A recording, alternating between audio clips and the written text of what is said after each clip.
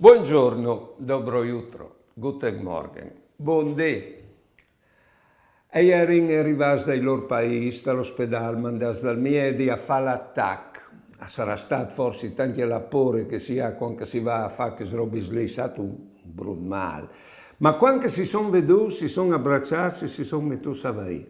Perché? Dopo il terremoto, un di loro ha rifatto la chiesa e che l'altro gli è restato a fare l'impianto elettrico.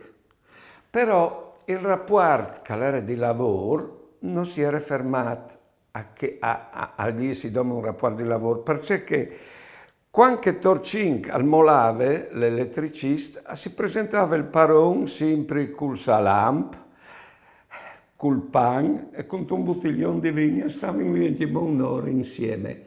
Di modo che un rapporto di lavoro che per solito io ti do il lavoro, tu mi dassi bes e finisci lì, era diventato un rapporto umano. Duce imparare. Buone giornate e buone vite.